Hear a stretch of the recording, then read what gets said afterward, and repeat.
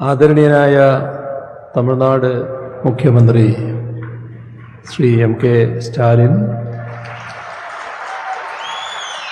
വേദിയിലും സദസ്സിലുമിരിക്കുന്ന വിശിഷ്ട വ്യക്തികളെ, സഹോദരി സഹോദരന്മാരെ, ഏറെ സന്തോഷത്തോടെയാണ് വൈക്കത്തെ നവീകരിച്ച പെരിയാർ സ്മാരകത്തിൻ്റെ ഉദ്ഘാടന ചടങ്ങിൽ നമ്മളെല്ലാവരും പങ്കെടുക്കുന്നത്. തമിഴ്നാട് മുഖ്യമന്ത്രി പ്രിയപ്പെട്ട തിരു സ്റ്റാലിൻ അവരുടെ പങ്കാളിത്തം സന്തോഷം ഇരട്ടിപ്പിക്കുകയാണ്. അതേപോലെ തന്നെ അദ്ദേഹത്തിൻ്റെ പങ്കാളിത്തം ഈ പരിപാടിയുടെ മഹത്വം വർദ്ധിപ്പിക്കുകയും ചെയ്യുന്നു. ഇന്ത്യയിലാകെയുള്ള സാമൂഹ്യ പരിഷ്കർത്താക്കളുടെ മുൻനിരയിലാണ് പെരിയാർ എന്ന ഇ.വി. രാമസ്വാമി നായ്ക്കരുടെ സ്ഥാനം. ശ്രീനാരായണനെ കേരളീയരാകെ ആദരവോടെ ഗുരു എന്ന് വിളിക്കുന്നതുപോലെ തന്നെ ഇ.വി.ആറെ തമിഴ്നാട്ടുകാരാകെ ആദരവോടെ പെരിയാർ എന്ന് വിളിക്കുന്നു. വലിയ മനുഷ്യൻ എന്നർത്ഥം വരുന്ന പെരിയ ആളാണ് പ്രയോഗത്തിൽ ലോപിച്ച് പെരിയാറായി മാറിയത്. പെരിയാർ സ്വാതന്ത്ര്യസമര പോരാളിയായിരുന്നു.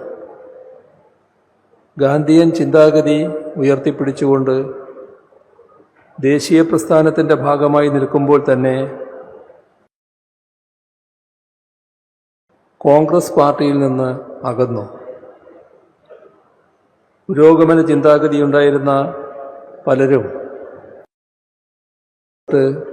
കോൺഗ്രസ് സോഷ്യലിസ്റ്റ് പാർട്ടി രൂപീകരിച്ചതും ചിലർ പിന്നീട് കമ്മ്യൂണിസ്റ്റ് പാർട്ടി രൂപീകരിച്ചതുമെല്ലാം നമ്മുടെയെല്ലാം അറിവിലുള്ള കാര്യങ്ങളാണ്.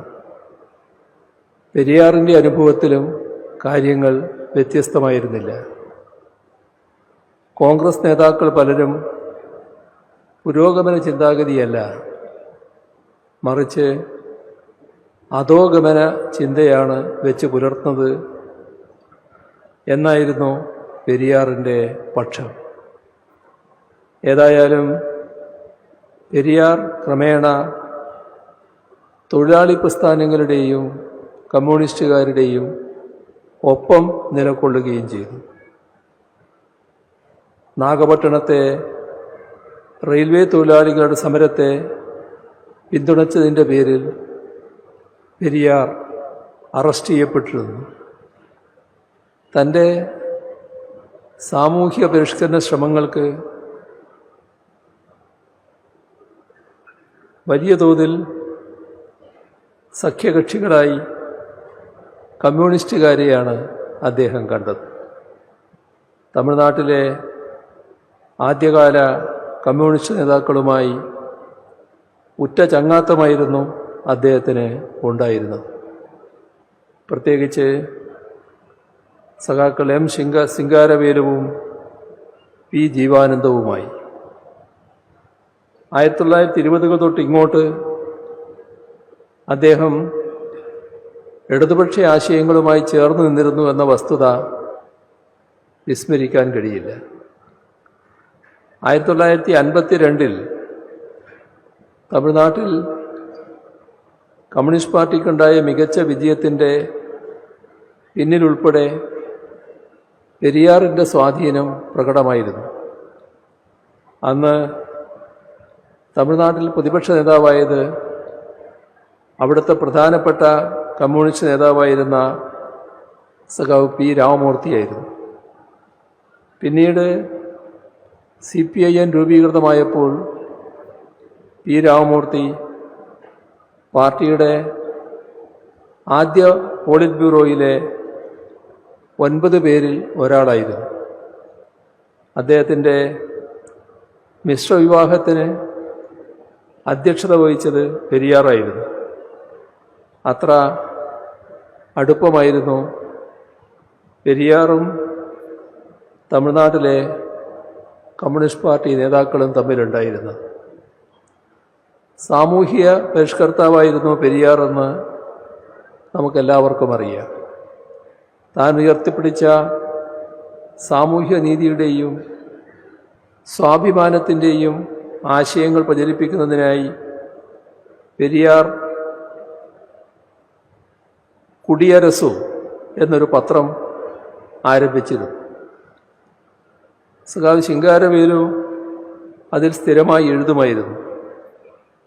തമിഴ്നാട്ടുകാരുടെ ഇടയിൽ കമ്മ്യൂണിസ്റ്റ് മാനിഫെസ്റ്റോയെ അവതരിപ്പിച്ചുകൊണ്ട് 1931 ഒക്ടോബർ 4 കുടിയരസു ഒരു മുഖപത്രം പ്രസിദ്ധീകരിച്ചിരുന്നു. ആ മുഖപത്രത്തിൽ രേഖപ്പെടുത്തിയത് ഉദ്ധരിക്കട്ടെ: സോഷ്യലിസം ആദ്യമായി പ്രാബല്യത്തിൽ വന്നത് റഷ്യയിലാണ്. കാരണം ലോകത്താകെയുള്ള സർക്കാരുകളിൽ ഏറ്റവും സ്വച്ഛാധിപത്യപരമായിരുന്നു അപ്പോഴത്തെ സാർ ഭരണം. ആ യുക്തിക്കനുസരിച്ച് റഷ്യയിലല്ല, മറിച്ച് ഇന്ത്യയിലായിരുന്നു സോഷ്യലിസം പ്രാബല്യത്തിൽ വരേണ്ടിയിരുന്നത്.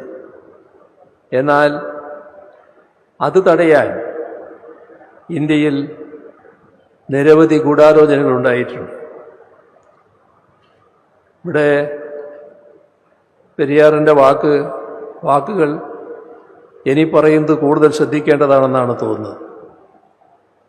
ദൈവത്തിൻ്റെയും മതത്തിൻ്റെയും പേരിൽ ഇന്ത്യയിലെ ജനങ്ങൾക്ക് അറിവും വിദ്യാഭ്യാസവും ലോകപരമായ ജ്ഞാനവും സ്വാഭിമാനവും ഒക്കെ ആർജിക്കുന്നതിനുള്ള വഴികൾ തടയാനും അങ്ങനെ അവരെ പ്രാകൃതമായ അവസ്ഥയിൽ നിലനിർത്താനും ഗൂഢാലോചനക്കാർ പ്രത്യേക ശ്രദ്ധ ചെലുത്തിയിരുന്നു. ഇത് 1931 ഒക്ടോബർ 4 മഹാനായ പെരിയാർ എഴുതിയ വാചകങ്ങളാണ്. ഈ മുഖപ്രസംഗം പ്രസിദ്ധീകരിച്ചതിന് ശേഷമുള്ള ഘട്ടത്തിൽ സഖാവ് പി ജീവാനന്ദൻ തയ്യാറാക്കിയ കമ്മ്യൂണിസ്റ്റ് മാനിഫെസ്റ്റോയുടെ തമിഴ് പരിഭാഷ പല ലക്കങ്ങളിലായി പ്രസിദ്ധീകരിച്ചതും കുടിയരസു തന്നെയായിരുന്നു. തൊട്ടടുത്ത വർഷം, അതായത് 1932 പെരിയാർ സോവിയറ്റ് യൂണിയൻ സന്ദർശിച്ചു. അവിടെ 3 മാസം ചെലവഴിച്ചു. സോവിയറ്റ് യൂണിയനെക്കുറിച്ച് വലിയ മതിപ്പായിരുന്നു അദ്ദേഹത്തിനുണ്ടായിരുന്നത്.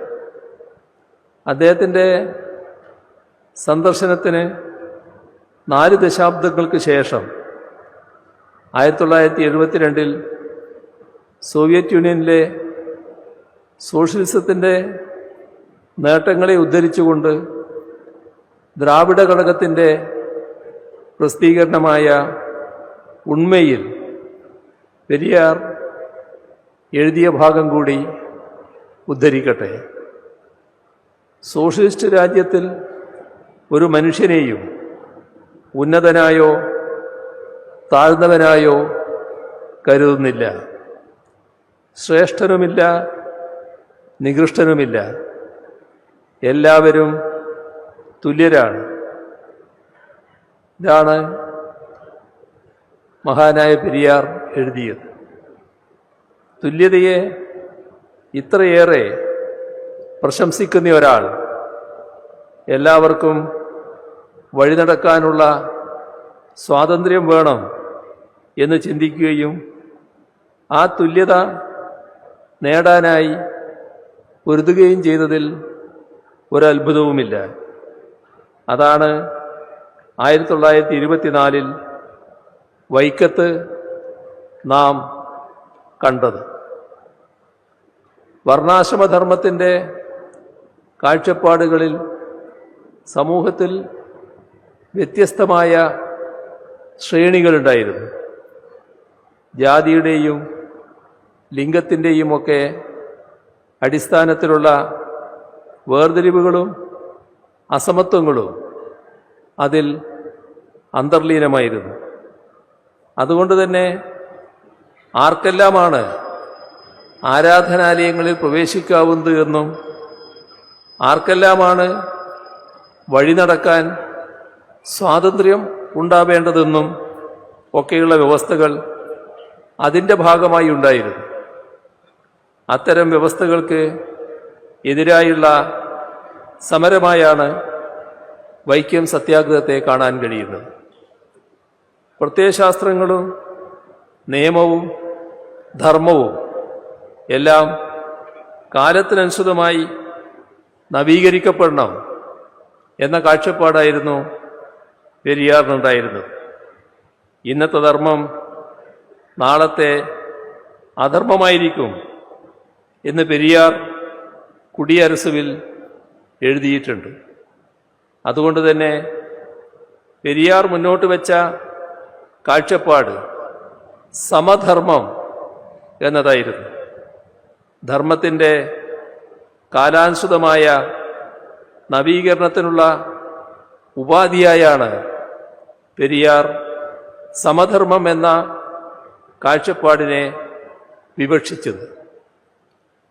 അതിൻ പ്രകാരം സ്വാഭിമാനവും സ്വാതന്ത്ര്യവും സമത്വവും ഒക്കെ ജാതി നിരപേക്ഷമായി ഓരോ വ്യക്തിക്കും അവകാശപ്പെട്ടതായിരുന്നു. സാമൂഹ്യ നീതിയായിരുന്നു അതിൻ്റെ കേന്ദ്രബിന്ദു.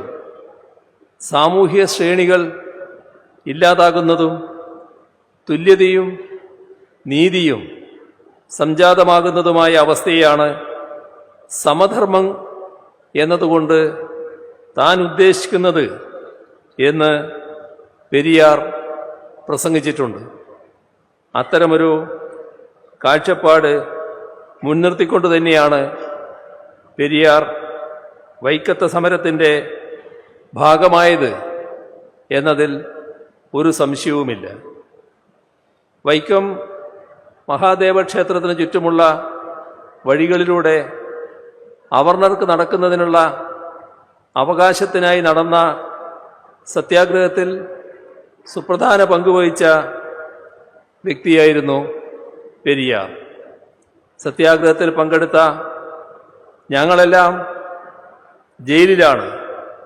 അതിനാൽ താങ്കൾ ഉടനെ വൈക്കത്ത് വന്ന് സത്യാഗ്രഹം നയിക്കണം എന്ന് ബാരിസ്റ്റർ ജോർജ് ജോസഫും കേശവമേനോനും പെരിയാർക്ക് എഴുതിയ കത്തിൽ രേഖപ്പെടുത്തിയിരുന്നു. അങ്ങനെയാണ് 1924 ഏപ്രിൽ 13 പെരിയാർ വൈക്കം സത്യാഗ്രഹത്തിൻ്റെ നേതൃത്വം ഏറ്റെടുക്കുന്നത്. അതോടെ ജനസാഗരം തന്നെ നടക്കാനുള്ള സ്വാതന്ത്ര്യം നിഷേധിക്കപ്പെട്ടിരുന്നത് സ്വാഭാവികമായും ഈ പ്രദേശത്തുള്ളവർക്കായിരുന്നു, അതായത് മലയാളികൾക്കായിരുന്നു. എന്നാൽ ആ പ്രശ്നത്തെ കേവലം മലയാളികളുടെയോ തിരുവിതാംകൂറിൻ്റെയോ ഒക്കെ പ്രശ്നമായി ചുരുക്കിക്കാണുകയല്ല പെരിയാറും മറ്റ് സമര നേതാക്കളും ചെയ്തത്. അതിനെ രാജ്യത്തിലെ ജനങ്ങളുടെ ആകെ പ്രശ്നമായാണ് അവർ കണ്ടത്. അതുകൊണ്ടാണ് ദേശീയ നേതാക്കൾ തന്നെ അതിൻ്റെ ഭാഗമായതും സിഖുകാർ ഉൾപ്പെടെ സഹായവുമായി എത്തിയതും. ആ നിലക്ക് അതിർവരമ്പുകൾക്കതീതമായ സഹവർത്തിത്വവും സഹകരണവുമാണ് വൈക്കം സത്യാഗ്രഹത്തിൽ നമുക്ക് കാണാൻ കഴിയുന്നത്. ആ സഹവർത്തിത്വവും സഹകരണവും തുറന്നു കൊണ്ടുപോവുകയാണ് കേരളവും തമിഴ്നാടും ചെയ്യുന്നത്. കേരളത്തിൻ്റെ പ്രശ്നങ്ങളിൽ തമിഴ്നാടും തമിഴ്നാടിൻ്റെ പ്രശ്നങ്ങളിൽ കേരളവും പരസ്പരം കൈത്താങ്ങാവുന്നു.